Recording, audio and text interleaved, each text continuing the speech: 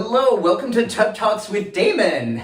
My special guest in the tub today is Jim Koury. Hello. Author, publisher of Diversity Rules. How are you today? I'm doing great. It's so great to have you. This is awesome, being in your tub. Being in the tub, After being in I've Brooklyn. watched you do these for I don't know how long, I said, I want to come to New York and get in the tub. I'm so glad. I'm so glad.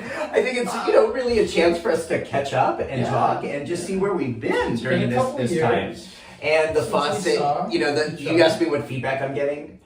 Basically, the feedback I'm getting on these interviews is good, except the leaky faucet really annoys people. Oh, that's right. It annoys me too, and it's being dealt with. It's just a little difficult to get to. I feel like I'm getting some water torture. So you're getting a little water torture, there's a little drip. A little drip is sometimes part of life. That's right. So thank you. Drips happen and we deal with them. That's right. How are you? I'm doing great. Oh, it's so good to see you again. Nice weekend so far. Yes. It's Saturday night. We're going to go see Damon. Okay. It's in the tub on a Saturday night. I love that. I've been relaxing this weekend, which is good. Good. So tell me, first of all, yes. Tell me, Jim, what do you like most about your body? I think I can tell you that. Yes. I would have to say I like my arms and my chest. Ooh, show them. How's that? Show 'em. Now, what do you... Too far. Yeah, you can get up. All right, how's that? I love that. You like that? That's what I like the best. Beautiful. Okay, I like them too, but what do you like about your arms and chest? I just like the definition and the strength I have, I love that. And dudes seem to like my chest and my Oh, arms. yeah. So, hey. Yes. Yes, so I'm a hot daddy with a hot chest and hot arms, according to some. So let's talk I'm about not that. being egotistical or anything. No, but that's rational, right? Yeah. That's the feedback you get. That's the feedback I get. When do you remember starting to hear yourself used or being referred to as a daddy? I'd say at least 10 years now. Uh-huh. Like in my 50s, Uh-huh. it's just the hair and all that stuff. Uh-huh. But now that I'm like 61, it definitely is much more prevalent. And when people are saying that, is it generally like in an erotic, desirable way? Is it like, yes, daddy? Like, is it because they're expressing something positive? It depends on how old the boy or the kid is, Uh-huh. or the man is. Uh-huh. The younger ones, like in their 20s, they're like, Daddy, I want you to be my dad. And how do you feel about that? I really don't Do you like care. that? I mean, but do you like it, or I is it do like ever it, like... I mean, we're all not egotistical persons, but we're ego-based people. And when somebody says stuff like that, I like it. We all do. Yeah, right? yeah. But was there ever a time when you didn't feel comfortable with your body? Yes. Or times, yes. Yeah, definitely. Yes. So I want to talk about your book Unredacted and talk about your work, but let's talk about that idea of growing up in a time when you didn't feel as embracing of your body and your sexuality as you do today. Yeah. So walk us through, how old were you when you started to realize you had feelings or lust for other men? I would say my first instance was in first grade. Yeah. How did you know? Well, I wrote about this in my book too. Yes, I did. And it's like, how in grade school you do the Valentine's, put the envelope on your front of the desk and all that stuff. I don't know if they still do that or not. Yes, unredacted. I'm gonna get it a little wet here. That's all right. Okay, so talk more. Yeah. So then I would always hope for the boys to put Valentine's in my thing, and when the girls came up and did it, I was like, oh fuck. And then there was a couple guys in particular that I was like, I really hope I get a Valentine from them, and I never fucking did. So I was like, it drove me nuts. So yeah, I had an inkling way back in first grade that there was something that wasn't quite to expectations. Did you know anybody who was gay, or did you know anybody who was different like that? No. I figured I'm a friend of mine in 6th and 7th grade. We started to play around a little bit. He was like a few blocks away from me. So then we tried to experiment that way. And then I was very repressed all through high school, and all the while having these feelings. Wow. For the boys I partied with and drank with and all that stuff, and knowing that. But come to find out, there's 3 of those guys I used to hang out with that aren't gay. So, wow. Yeah. Where did you grow up? in upstate New York, a place called Oneonta. Okay. So Do you feel like a sixth grader or someone coming out today would have a different experience? Depending on where they live. I think in upstate New York and some more of the liberal areas of the state, I would think it's easier for young kids to accept their sexuality, because I think because the media and their friends, they've become more accepting, and the media is like promoting diversity, acceptance. So I think that started to get ingrained at a younger age. You know, so I think, I don't know if it's true or not, but I don't really deal with many grade school kids to ask them, you know, how do you feel about it all? But I would have a gut reaction that they are making a better, easier way of it than somebody like me back in the 60s. You know? So when did you actually come out as gay? I came out to myself in my early 20s. Yeah, I was driving home from a rest area just after having sex and all that stuff and hanging out with people I got friendly with, and I just, it hit me and said, I am a fucking queer. I am queer. What did that feel like? Liberating and depressed at the same time, because then I knew I was embarking on a path that wasn't really accepted, even in the 80s. You know, so. And when you say sex at rest stops, what did that mean back then? I wrote about that in the book. It's, you know, it's when you're in the closet, you don't have the socialization networks, the you know, those kind of interactive people with your peers like straight people do. You can go to a bar, you can go here, you can go there, but where is a gay person going to go to meet another gay person? And back in the 80s, and probably before that, action at rest areas was very prevalent. And I know for a fact that I became very good friends with like 4 or 5 of the people. I would always meet them, we'd talk, you know, we'd meet outside of that environment too. So it was socialization, more, not, I don't want to say more than sex, sex was part of it. But the socialization and just talking on the picnic tables in the middle of the night for hours and hours was very reassuring, you know? Wow. So there was something meaningful about that. Totally meaningful. You know, people look at it as a stigma. I mean, obviously, you know, I saw it happen sometimes. You know, people would go after straight people at urinals and shit like that. You gotta be careful. Were you ever threatened by another person or by a cop? No. Okay, so coming out was both liberating and depressing. Tell me about the liberating part. The liberating part was just, I felt like I was on a process of accepting myself.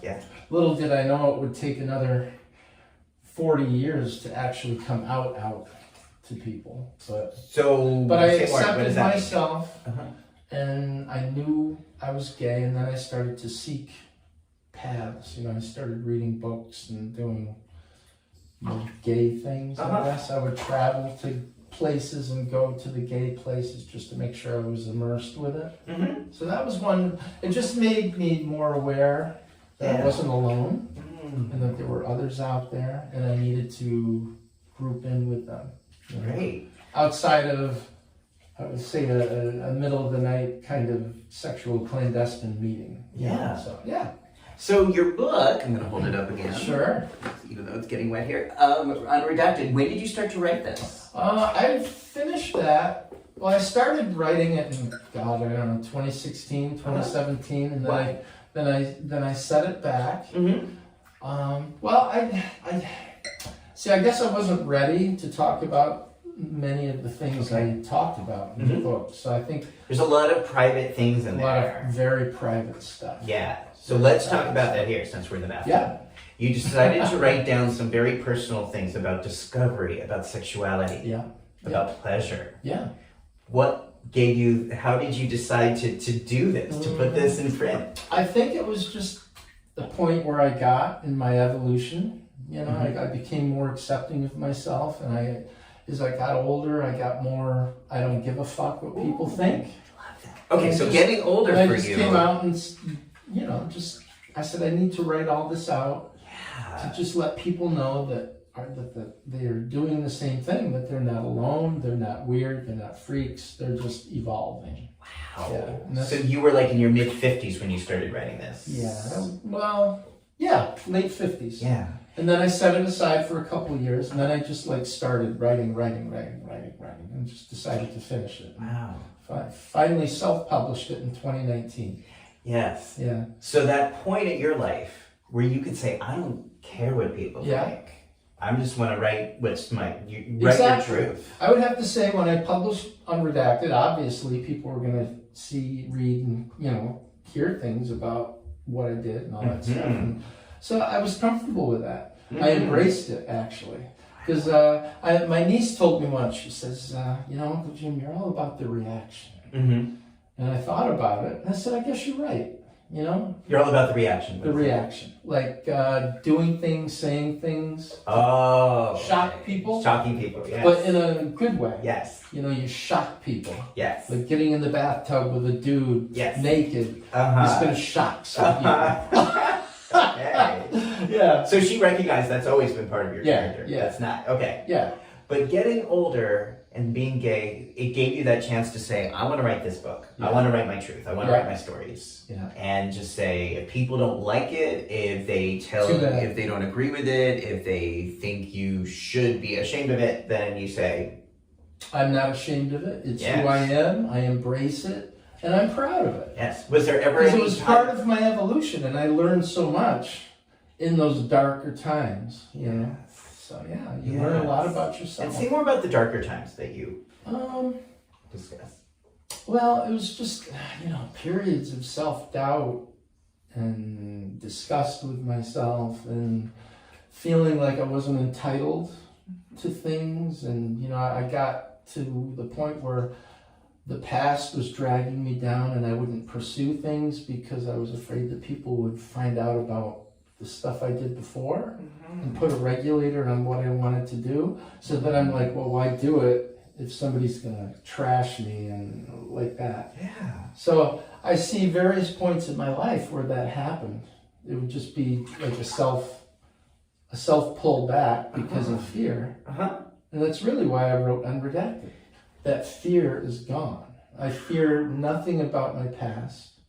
Yeah, I did amateur porn. Yeah, I was an escort. Yeah, I did rest area sex. Yeah, I did all that. But it was all part of things that I wanted to explore, you see. Because in 2013, I left my job at City Hall. I was a city clerk for 22 years in this rather sedate, sort of conservative kind of position. You had to watch yourself and very visible. So, and I'm doing some of this stuff while I'm working. And I'm like, there was always that fear there.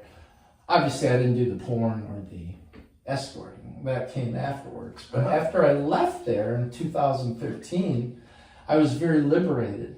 There was no egotistical, conceited, domineering mayor or council member like, blah, blah, blah, pointing fingers at me and the public coming in, I saw, blah, blah, blah. There was none of that anymore. And I truly got to a point where I could say, F you. And I'm going to do what I want to do. So this is where all those other things started coming along, which is I always wanted to try the porn. I always wanted to try the escorting because I thought, wow, it's just the allure of it. You see the porn stars and the escorts and they're doing their thing and I'm like, I want to have just a little, I want to see what that's like. And how was it? What was it like? I liked it. I liked it. Because I'm a very sexual person. I'll be the first to admit it. I do love sex, and some of the things I probably do are probably a little unconventional for a lot of people. Like what? Well, group sex. I mean, I totally dig having sex with a bunch of dudes. Yeah. It's just hot, Yeah. Exhibitionism, voyeurism, all that stuff is just something that's always turned me on. And that's sort of what the porn was about. People were watching you, they're getting excited, and blah, blah, blah. I'm getting excited and doing this stuff. So, wow. Yeah. Now, I guess I would think in order to do that, are you comfortable? Do you want to stretch? I just gotta straighten up. There we go. You would have to, I would think, one would have to be fairly secure with their physical body. Yes. And earlier we were talking about what you like about your body Yes. now. Yes. How did you get this confidence in your physical body and in your looks? Actually, it was after I started working out. Yeah. And started to look better. So again, was this in your weight. 50s? Yeah, late 50s. And it's just been in the past 3-4 years where I've actually developed. I mean, obviously, I'm not like a big, healthy, bulky dude, but I'm very like comfortable. the definition and I'm your very comfort, comfortable your with confidence? myself. I started hearing people say, "Wow, you look really good," blah blah blah. So then it got me trudging down this sex worker path that I'm like, "Oh my God, should I do this?" And I'm like, "Yeah, what the hell?" And how has that been? It's been fun. Yeah. I've met a lot of What's the nice best part? dudes. What do you like about it? I'm actually meeting guys. Uh-huh. I mean, there's been a few married men Uh-huh. that just need that escape away from women and stuff like that. Yeah. So married folk, there's things happening out there. Don't think there isn't. Well, and some people need to be touched. People need to be cared for. Yeah, and exactly. I do think that sometimes married couples tend to forget that. Yeah. Or they tend to neglect the discovery process Exactly. part of sexuality. So I know that sometimes people, men and women, or men and men or women, Exactly. and sometimes will seek for comfort and touch outside of their Exactly. primary relationship. And that's all part of it. Yeah. And it was, sometimes there was no sex. Mm-hmm. It was just holding people and And would they tell you respect like that. their life story? Would you Yes. end up being their Yeah, therapist? it would be like a little therapy session too. Uh-huh. Yeah. But most times it's just raw, get off and get out, that kind of thing. Yeah. But I felt guilty about it for a while, and then it was this whole thing about people finding out, and blah blah blah, and then again I took more evolution steps out that made me feel even more comfortable about it, and I started to get really pissed when I heard people say they're losing their jobs because they did X, Y, Z, and it's like, that's just not right. You should be able to do what you want to do if it doesn't hurt someone else. Yeah. You should. Okay. So it was that guilt, and then it's like now I totally embrace it. I Yes. have no guilt about doing it.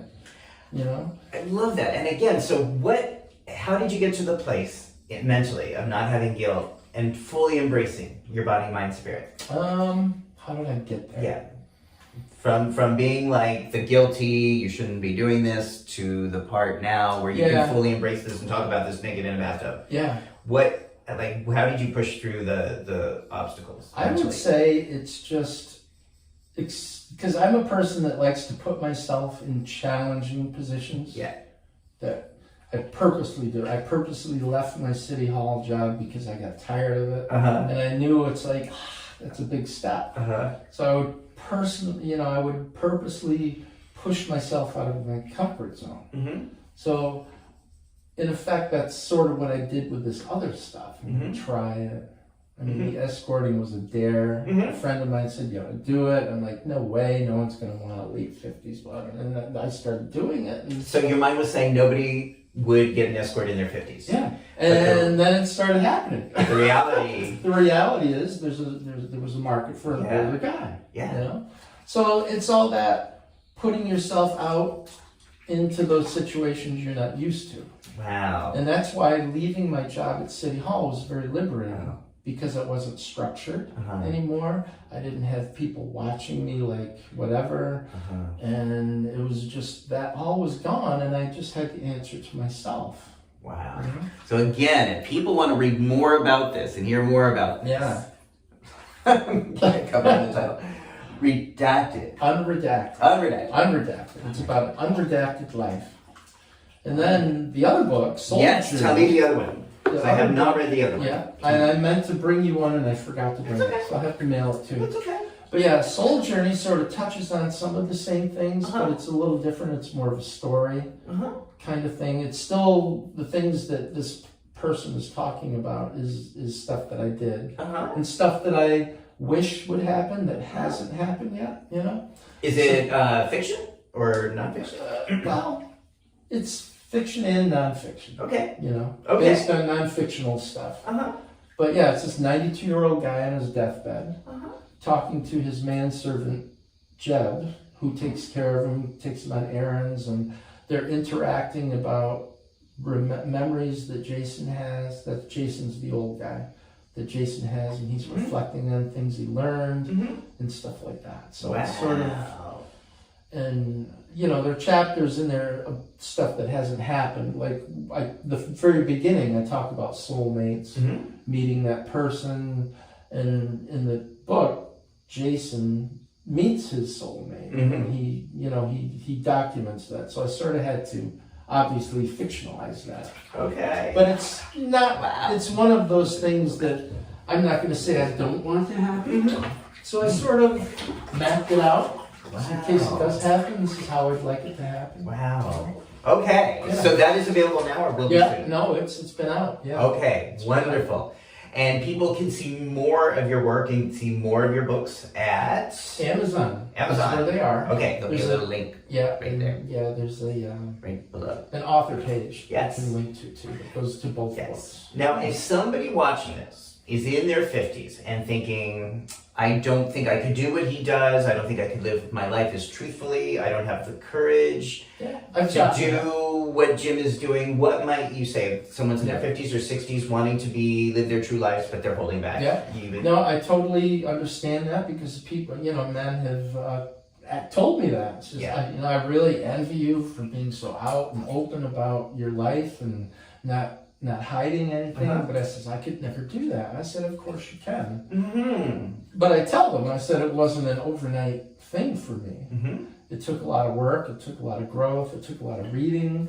You know, and I got into the spirituality thing. I sort of, you know, I rejected all that established religious mumbo jumbo that we were growing up with, and I started looking inside myself, learning about myself, and just expanding all that, and I say that will come with you too, if you let it. If you don't want to have that happen, it won't happen.